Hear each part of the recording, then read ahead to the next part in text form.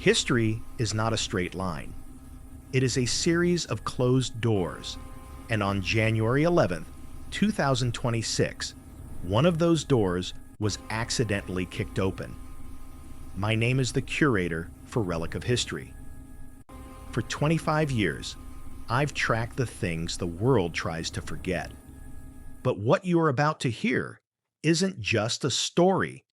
It's a chronological reconstruction of an event that lasted exactly 50 minutes and changed our understanding of the past forever. We have synchronized the logs. We have the exact timestamps. From the first anomaly at 10 p.m. to the final haunting silence at 10:50 p.m. If you're listening to this, you are now part of the archive. Don't look away. The clock is already ticking. History has a way of burying its mistakes. On June 14th, 1922, Howard Carter's team thought they had finished for the day. But at exactly 10 o'clock p.m., the desert floor did something it hadn't done in 3,000 years. It breathed. A young water boy, wandering near the edge of the dig site, felt a vibration under his feet. By 10:04 p.m., he had cleared enough sand to reveal a single white stone step. It wasn't limestone. It was something else, smooth as glass and cold enough to frost the boy's fingertips in the Egyptian heat. The journal entry for this night was ripped out of the official record, but at Relic of History, we found the original. It notes that at 10:12 p.m., the boy didn't run for help. He sat down. He described a feeling of total remembering. As we move into the next phase of this night, remember this: the boy wasn't alone. At 10:19 p.m., a shadow appeared at the top of the ridge. Not Carter, not a guard.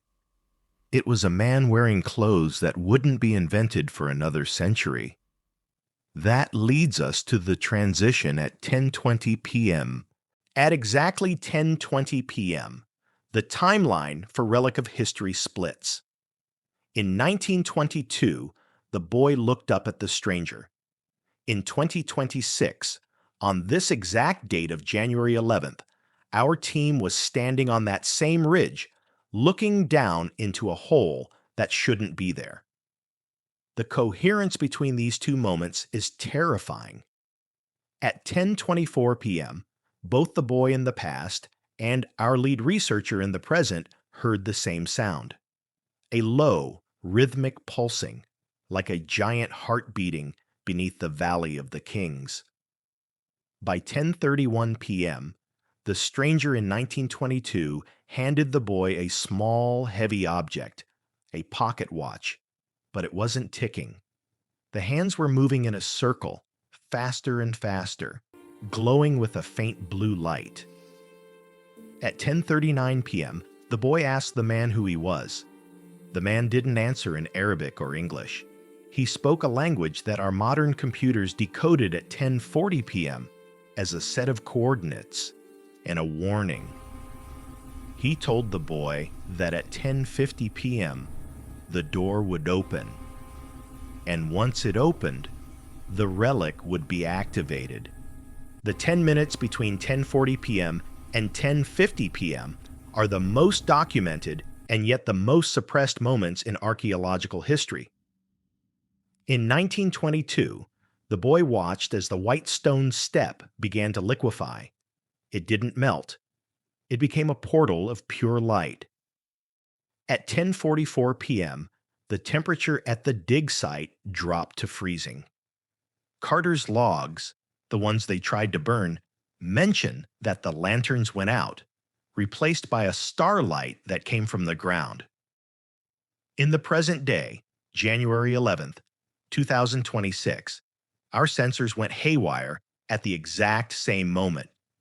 At 10:47 p.m., we realized the boy and the stranger were no longer in the past.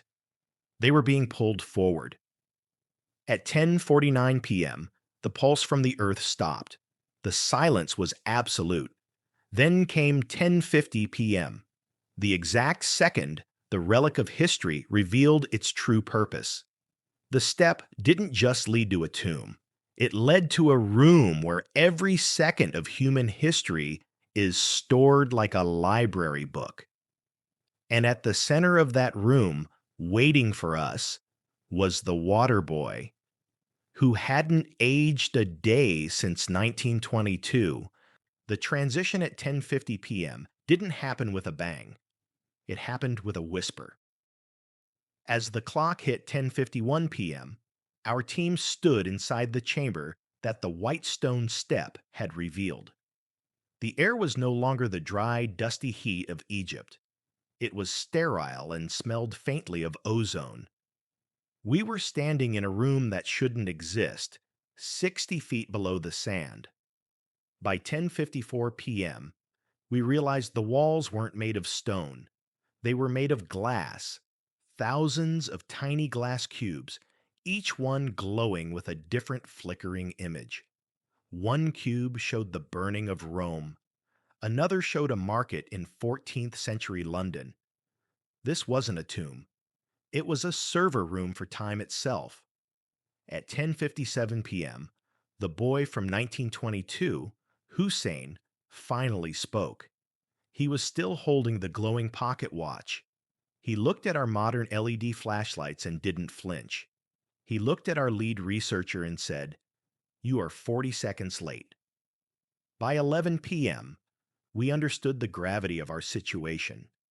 Hussein explained that the relic, the watch, was a synchronization device. It was keeping the 1922 timeline and the 2026 timeline tethered together. But the tether was fraying. As we hit 11:05 p.m., the glass cubes on the walls began to turn red. The images of history started to distort. The Library of Alexandria wasn't just burning, it was disappearing from the cubes entirely. History was being deleted, and the countdown to the next phase began at 11:10 p.m. At 11:10 p.m., the red glow from the walls became a pulse. Hussein, the boy who should have been a great-grandfather by now, gripped the watch tighter. "The archive is purging," he whispered at 11:13 p.m. We watched in horror as the cubes representing the year 1922 began to flicker and go dark. If those cubes went out, the 1922 we knew, the discovery of Tutankhamun, the start of modern archaeology, would never have happened. We were watching our own foundation being erased. At 11:18 p.m., Sarah, our technician, tried to interface her tablet with the glass walls. The moment the Bluetooth signal touched the surface at 11:20 p.m., the entire room screamed, a high-pitched frequency that shattered our goggles and sent us to our knees. Through the ringing in my ears, I looked at the watch. It was 11:24 p.m. The hands weren't spinning anymore. They had stopped at 12 o'clock. "We have 36 minutes," Hussein said, his voice now sounding like 1,000 people speaking at once. "At midnight, the relic resets. If we are still inside the archive when it clicks to January 12th, we don't just die. We become a relic of history. We become one of the flickering images on the wall, trapped in a loop forever." By 11:29 p.m., the floor began to turn back into that liquid white stone. The exit was dissolving. We had to decide, do we try to save the 1922 timeline, or do we run for the surface before the clock hits 11:30 p.m.? The choice was made for us. At exactly 11:30 p.m., the floor of the archive solidified into a mirror-like surface. We weren't standing on stone anymore. We were standing on data. Sarah didn't run for the exit. Instead, at 11:33 p.m., she threw her laptop onto the liquid glass floor. "If we leave now," she screamed over the rising hum of the room, 1922 is gone. Everything Howard Carter found, every record of the boy, it will be like it never existed. By 11:36 p.m., the laptop began to glow. It was drawing power directly from the relic. Files began to scream across the screen, thousands of them per second. Photos of the original excavation, names of workers who had been forgotten by history, and blueprints of the tomb that looked more like a starship than a grave. At 11:40 p.m., Hussein, the boy, walked over to Sarah. He placed his hand on the laptop. The screen turned a deep, haunting violet. "You're taking the weight of the past," he warned at 11:42 p.m. "Once this data is on your machine, history will follow you. It will not stay in this room." We didn't understand what he meant until 11:45 p.m. That's when the shadows in the room began to detach themselves from our bodies. While we stood still, our shadows began to walk toward the glass cubes on the walls. They were being archived. As the clock ticked toward 11:50 p.m., the download reached 90%. But the room was collapsing. The ceiling was descending, and the air was getting heavy, like we were underwater. We had 10 minutes left in the hour. 10 minutes until the reset. The final 10-minute countdown began at 11:50 p.m. sharp. The sound in the room was now a deafening roar, the sound of 100 years of history being compressed into a single point. Sarah's laptop was smoking, the plastic casing melting under the sheer volume of the data. At 11:53 p.m., Hussein handed me the pocket watch. It was vibrating so hard it cut into my palm. "The watch is the anchor," he said. "When the clock hits midnight, you must be at the surface. If you are 1 second late, the anchor will drag you down with the archive." We grabbed the laptop at 11:56 p.m. and began the climb. The white stone stairs were reappearing and disappearing in a chaotic flicker. It was like climbing a staircase made of lightning. 11:57 p.m. We saw the moon through the opening at the top. The desert air felt like a miracle. 11:58 p.m. Sarah slipped. I caught her, but the laptop slid toward the edge of the dissolving pit. I lunged for it, grabbing the handle just as the clock struck 11:59 p.m. We threw ourselves out onto the sand of the Valley of the Kings. We rolled, gasping for air, as the earth beneath us groaned one last time. At exactly 12 o'clock a.m. on January 12, 2026, the ground sealed shut. There was no hole, no white stone step, no Hussein, just the silent, indifferent desert under a cold moon. We sat there in the dark until 12:05 a.m., staring at the spot where we had just been. I looked down at my hand. The pocket watch was gone, but in its place, burned into my skin, was the image of a clock face. And it was still ticking. The aftermath began at 12:10 a.m. We were back in the research van, the engine idling, the headlights cutting through the dust. We were safe, but the silence inside the vehicle was heavier than the tomb. Sarah opened the laptop at 12:15 a.m. The screen was cracked, but it flickered to life.